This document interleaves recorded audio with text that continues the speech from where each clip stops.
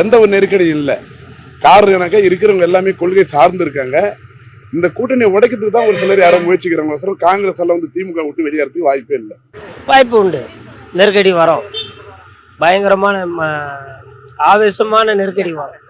எதுவுமே இல்லை அப்படின்றது தான் உண்மை.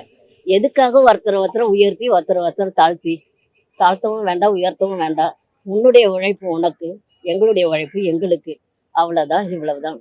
கூலிக்கு கூட போயிட்டு மாட்டிக்காதீங்க பிளாக்ல ஒயிட்ல.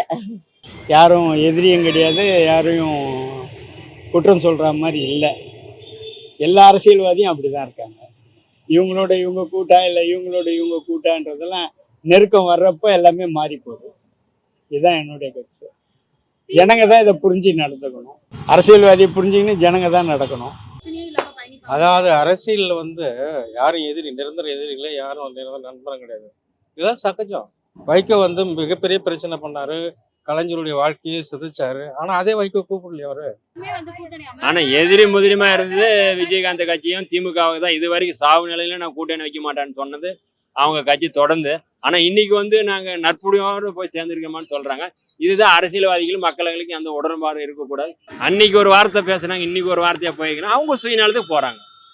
இது அரசியலே கிடையாது. மக்களை காப்பாத்துற கட்சி எந்த கட்சியும் கிடையாது.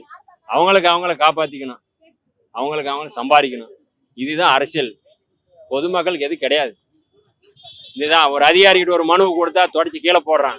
இப்போ என்ன நிர்வாகம் நடக்குது? கிடையாது. இந்த மனுவுக்கு என்ன மரியாதை இருக்கு? கிடையாது. அரசியல்வாதிங்க சரியில்லை, சட்ட ஒழுங்கு சரியில்லை, கஞ்சா தலைவிரிச்சு ஆடுது. இளைஞர் பால் குழி தோண்டி பொதிக்க வேண்டியது. அவனு 5 வருஷத்துல இளைஞரெல்லாம் கஞ்சா அடிச்சு தானா காணாமல் போயிடுவாங்க. இதுதான் நம்ம நாட்டில் நடந்துகிட்டு இருக்கு.